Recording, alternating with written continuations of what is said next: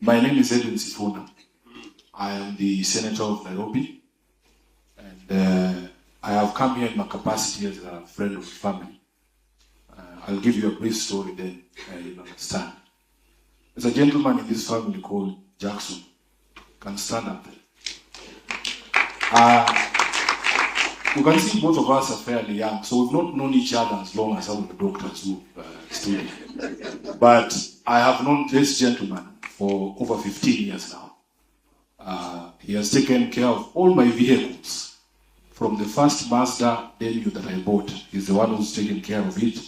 And now he takes care of my vehicle, my wife's vehicle, my sister's vehicles, my brother's vehicles, my office vehicles, all the vehicles. He's a good man. You can sit, Jackson. And I keep telling people that in this city, relationships are more important than money.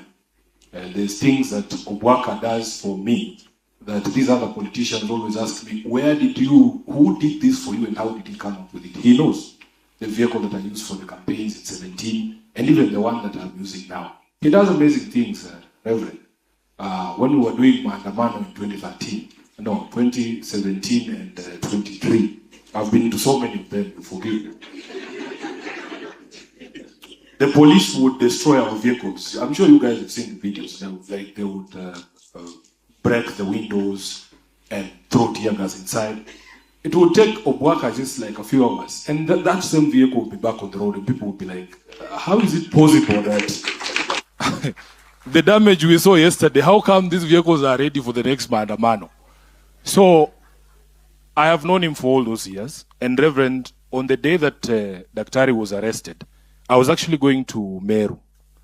And then he calls me, and I think he put Dr. Chris on the phone. It was Chris, right? And he told me, Sifuna, they have arrested Daktari, and we don't know what the reason is. So I told him, okay, let me try and find out what's going on. I actually called the IG of police and asked him, what's going on? Because we were all aware of the dispute with Nairobi Hospital. And certain pronouncements had been made by the highest office in this land, and we are not going to fear speaking about these things. That question of Nairobi Hospital was going to be resolved the Mambo ni Matatu way. You all had it. And the president actually owned up later that he's the one who gave the orders to do what happened to Dr. Obwaka. So I called the IG. Of course, the IG feigned ignorance, said he was not aware of what was going on. But he was at a police station. I was like, just call, I think it was Pangani, whoever the OCS is. Some of us, because we're still young, even if you threw me in for 2 weeks, my wife wouldn't even notice. Because I'm away so much, like, what we're doing running around the country. Every once in a while, it's my daughter will remind her, oh, let's call daddy. And that's like a week and a half later. But I told him, that is a very old man. I'm sure at his age, he must be frail. Just give him whatever cash bail conditions you can give him. Let him go home, So it is quite surprising. It's quite surprising. And the Reverend has given us very good sermon here saying that every generation must find its purpose and fight it during its generation. You can imagine reading this eulogy. In 1982, when Dr. Obwaka is getting his master's, Sifuna is being born, So they have a fight of their generation. We have ours. And I want to assure this church, it's not as if we don't hear the call of our own generation for the things that we need to do for this country to stop some of the things that Dr. Obwaka had to go through after all this life of service that he served in this country.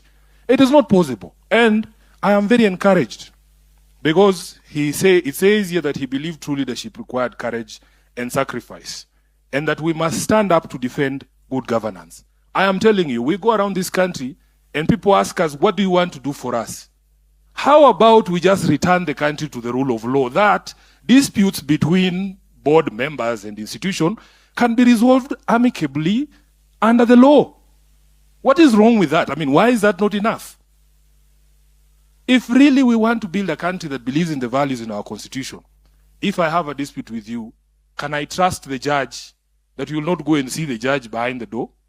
That even if you don't see the judge behind the door, behind the tent, as they say, if he makes a decision, you will respect that decision. How are we in this mambo ni matatu dispensation.